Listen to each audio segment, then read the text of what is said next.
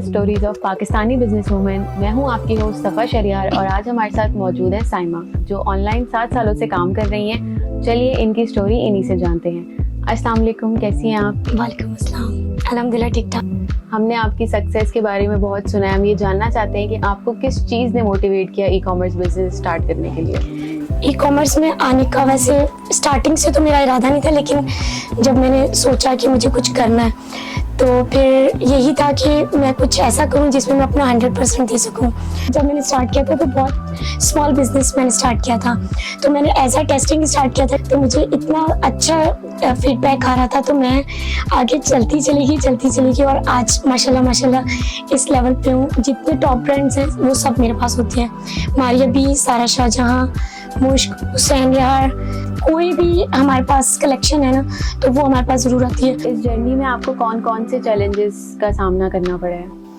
Challenges तो कोई भी वर्क स्टार्ट करें उसमें तो बहुत ज़्यादा चीज़ें फेस करनी पड़ती हैं। जब आप वर्क स्टार्ट करती हैं आपको किसी चीज़ का नॉलेज नहीं होता कि हमने क्या करना है, कहाँ से कौन से ब्रांड्स लेने, और आप लोगों को कौन सा ब्रांड लेना है, कहाँ से लेना है, ओरिजिनल लेना है, क्योंकि आजकल इतना ज़्यादा मतलब फेक मार्केट हो चुकी है कि हर चीज़ की रेप्लिका है।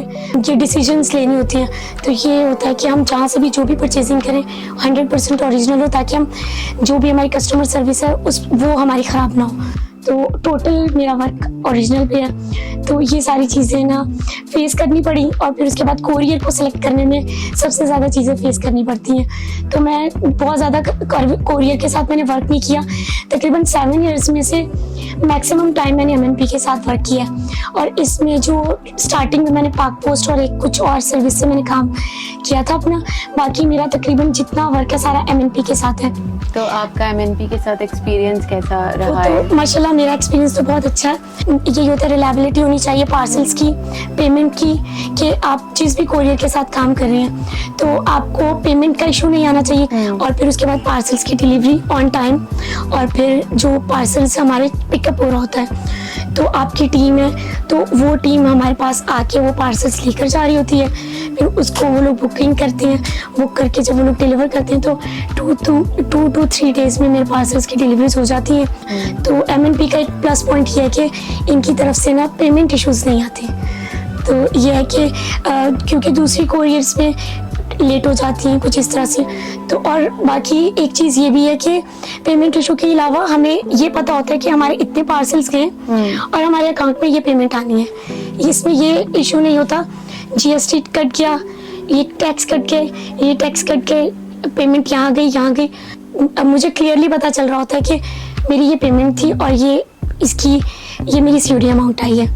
जो व्यूअर्स आपको देख रहे हैं हमारे, या जो लड़कियां घर से काम करना चाहती हैं, ख़वातीन जो अपना बिजनेस स्टार्ट करना चाहती हैं, आप उनके लिए क्या पैगाम देना चाहेंगे? उनके लिए सबसे पहले फर्स्ट ऑफ ऑल तो कोई भी वर्क अगर हम कर रहे हो, बिजनेस एक ऐसी चीज़ है, कुछ लोग ये कहते हैं कि हाँ जॉब्स नहीं करनी चाहिए, बिजनेस ही करना चाहिए।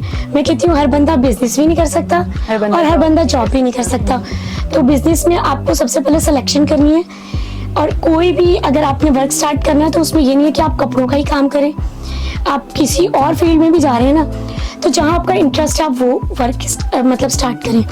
क्योंकि अगर आप कोई भी वर्क स्टार्ट कर रहे हैं ना तो उसमें यह है कि आप अपना 100% दें और ऑनेस्टी से करें, तो आपको सक्सेस तो 100% मिलेगी। क्योंकि अल्लाह का ये है कि जब आप अच्छे तरीके से वर्क कर रहे होते हैं तो अल्लाह की तरफ से आपको मदद ज़रूर मिलती है, और उसमें जो है ना आपकी खुद से ही बैक पे हेल्प होना शुरू हो जाती है। तो फर्स्ट ऑफ ऑल ये हो गया। सेकंड ये है कि आप लोग जब भी कोई भी सिलेक्शन के बाद कपड़े वगैरह चीज़ें, तो अगर आप ओरिजिनल पे काम कर रहे हैं तो आप टोटल ओरिजिनल रखें। अगर आप कॉपी वगैरह और इस तरह से कुछ कपड़ों की, मेरी फील्ड तो कपड़ों की है ना, तो अगर आप कपड़ों के हिसाब से कोई फील्ड में चीज़ें अगर आप कहीं से परचेज करें तो कस्टमर को आप 100% श्योर होकर बताएं कि ये ओरिजिनल है, ये कॉपी है। क्योंकि ना कस्टमर, हर तरह का कस्टमर मार्केट में, ऑनलाइन में हर तरह का कस्टमर है। आप स्टिच ले लें, आप अनस्टिच ले लें, आप ब्रांड ले लें, आप नॉन ब्रांड ले लें, हर तरह की चीज़ है जो आपकी सेल आउट हो ही जानी है। लेकिन ये कि ऑनेस्टी और जो चीज़ है वो आप बता के दें तो आपकी ज़रूर सेल आउट होगी। तो इस तरह से है कि ये चीज़ें अगर आप फॉलो करें तो आपको किसी भी फील्ड में जो है ना मतलब कि ऐसा नहीं है कि आपको डिसअपॉइंटमेंट होगी, आपको 100% देंगे तो 100% क्या 110% मिलेगा। चलिए, बहुत शुक्रिया आपका टाइम देने के लिए।